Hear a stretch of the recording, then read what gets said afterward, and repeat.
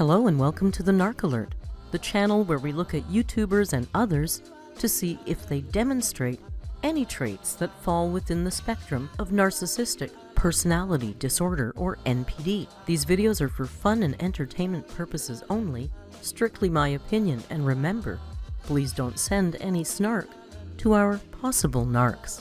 So key points to remember: messy fun and not a diagnosis. Hello my lovely alerts and welcome back to the Narc Alert. Well, it's Friday once again. AMBERLYNN is gaining weight on Weight Watchers, Justine is back to doing regular videos, so all is right in the world.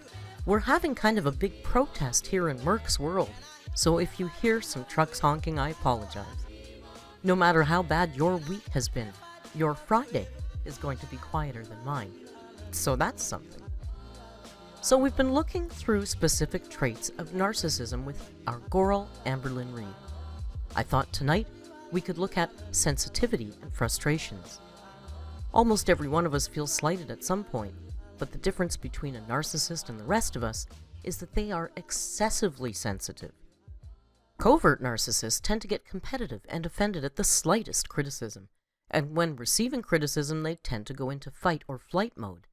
They will defend themselves with increasing smugness or dismissal, or they will withdraw entirely from the conversation and become very sullen. You might also find that people that exhibit traits of covert narcissism often deploy stonewalling techniques, like blocking you out when you're talking, or listening to you half-heartedly. We're going to go back and revisit the live stream era and see if Amber is showing us any traits that can fall under the spectrum of covert narcissism in one of her famous live streams. I think I'm in shock. And I know once we move, I'm going to just completely fall apart, and I'm honestly afraid for that moment, to be honest. So I'm terrified. I'm scared of the unknown, and I'm excited, but I'm also absolutely terrified. And like she said, it's still shock. I've cried about it here and there. This looks very much like a type of stonewalling, where you only listen to others half-heartedly. But for the most part, it's just like my brain is not computing. It's just like, all of this is happening, so let's put this in a box and close the box for now and take care of everything that's still happening in life, you know? Yeah. So... Well, at least you're excited, you said. That's a little crazy sounding. It's because I'm excited to... And almost immediately we see signs of Amber being very slighted and sensitive. Becky is not allowed to be okay with this when she is suffering. To start taking care of myself.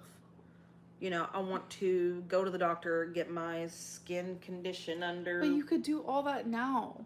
AMBERLYNN, with us together. You can't go to the doctor with us together? I'm talking about taking care of my diabetes, my weight, you with your weight, your issues. We're standing in each other's way. Okay. Covert narcissists tend to get combative and offended at the smallest slight or perceived criticism. She sees Becky's need to take care of herself as a personal insult. We are. We've been together for 4 years, and how many people are telling me, you know, I'm an enabler for allowing you to do what you do. Yeah. And it's like... I just hate that word. It's true, because I can't say no. Can't say no. Me neither. Amber doesn't want to hear this criticism, so she will withdraw entirely from the conversation fast. Yeah, I guess some people just take care of themselves better when they're not in a relationship. It sounds insane, but it's a thing. Yeah. I don't know why. Returning to Becky wanting to take better care of herself, this seems a little combative. To say how Becky is feeling is insane. People just get too comfortable and they stop caring about the rash on their arm. No.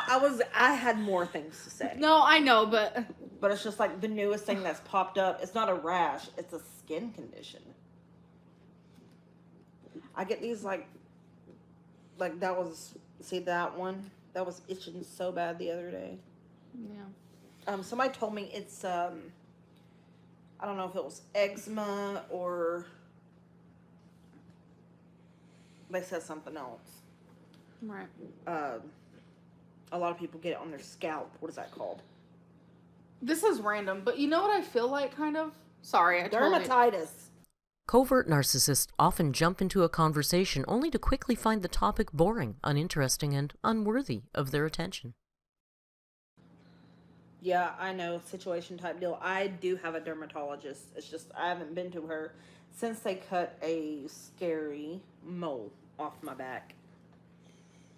Welcome, Bridget Holder, to Stream Queens. Vaseline on infected area. Okay. Thank you, Natalia. That's something I can definitely try. I do have Cetaphil, but I don't know. I don't like the way it feels. It makes my skin feel like it's got a film on it or something. Like not just lotion, where it'll actually soak into your arm. I don't know. It just feels greasy and weird. In the post-breakup live streams, Becky seems to have more of a voice and talks more about herself. Amber is unamused and barely listens to her. Welcome to Stream Queens, Julia. Oh my gosh, Amber, I love you, but remember when you used Cetaphil face wash as moisturizer? It was so funny. Her fault. People with traits of NPD tend to get very smug when criticized. Kimberly, welcome to Stream Queens. Finish the moisturizer story. Okay, so Becky told me to get, it's called Cetaphil, right? Yeah. Moisturizer. That's what and I was like, oh, what is that? Okay. Amber was using a face wash as a moisturizer and took heat for it. Here she is explaining to us how it was all Becky's fault. She will not take even a slight criticism. Also, watch Becky's face. And we were going down the aisle and she goes, oh, there it is. I just picked it up and that was that. And Becky didn't realize that there was a face wash of Cetaphil, so she automatically thought it was moisturizer. I didn't think anything of it. So I used it as moisturizer, and I'm telling you right now, felt great. Felt wonderful. So yeah, and I've used conditioner for my face. Felt great. Felt wonderful. So it is what it is. It was. I bet that was a hot job, wasn't it? Because I worked in a wood factory. It was scorching in there. In the winter times, it was absolutely freezing. People high in covert narcissism are often poor listeners. Amber cannot even fake paying attention. She stares at herself and is clearly only thinking about herself.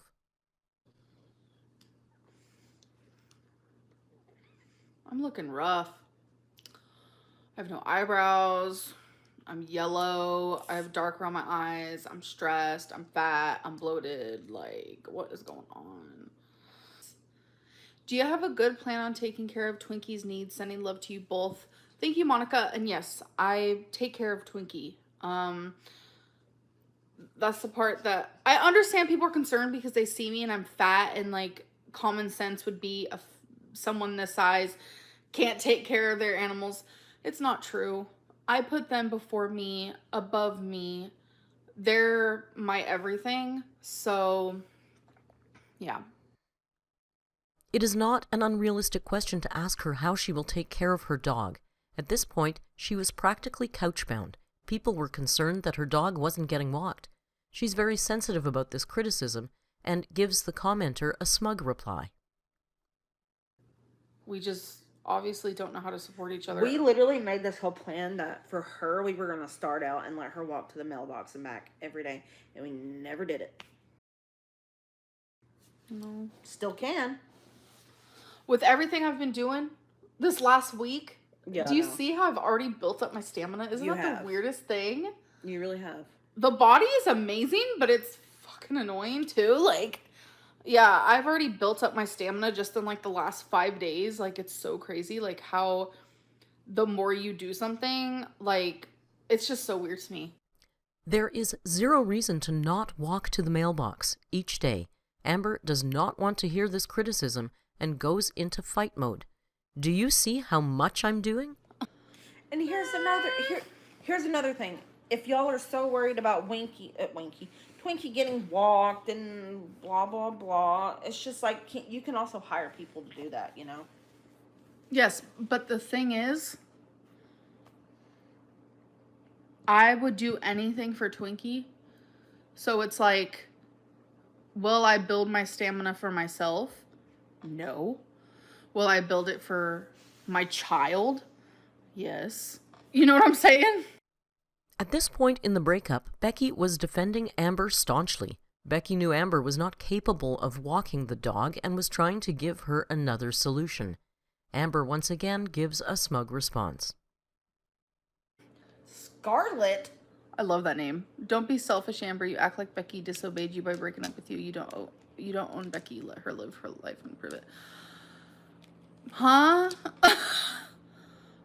I never said that. Okay.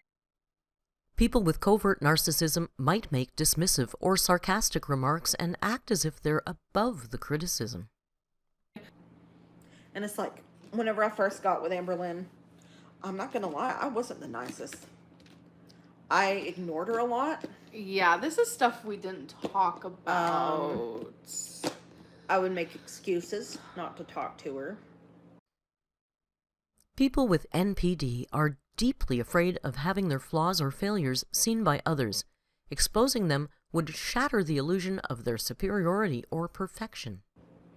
And it's like, I have no idea why you held on. And I'm glad you did. Because I finally was able to open up. I was afraid. I was extremely hurt, broken. Eric and Ricky almost gave up on me because I just put them through some crap. Sorry, I happened to see this. Wow, AMBERLYNN damaged you that bad. No. I think the thing here that she's trying to say, I don't want to speak for her, but from what I see as an outside perspective, is who she was when we first met when it comes to like relationships and like being blocked off and stuff. She hasn't grown from that. For a minute, it felt like she was in our relationship, but then she just backpedaled. So it's been stagnant for her.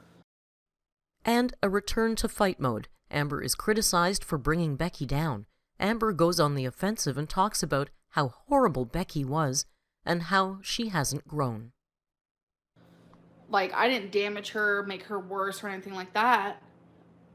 It's just been stuff I've been holding in that I need to work on that I never worked on. Exactly. I just shoved it away and pretend like it didn't exist. Yeah. Hi, Amber. Will you be getting a dog walker and a card taker for your household and personal needs when Becky is gone? Wishing both. No, I can take care of myself. Like, I understand a lot of you care about me, but you guys have to realize that it's almost insulting for you guys to think that I can't take care of myself. Am I slower than the average Joe? Yes. Will it take me triple the amount of time to clean my kitchen? Are you okay? I meant to say kitchen. A, B, C, D, E, F, G, H, I, J, K, L, M, N, O, P. Clean your chicken. Yes, it'll take me triple the amount of time to clean my kitchen, you know, but it will get done. And that's just a metaphor, but it's also the truth. I can take care of myself. It's insulting how many people have said that to me. Like, I don't understand. It's just insulting. Okay, Amber, I'll give you that. It is kind of insulting. But to be fair, people were just really worried about the dog. So, that's enough for tonight.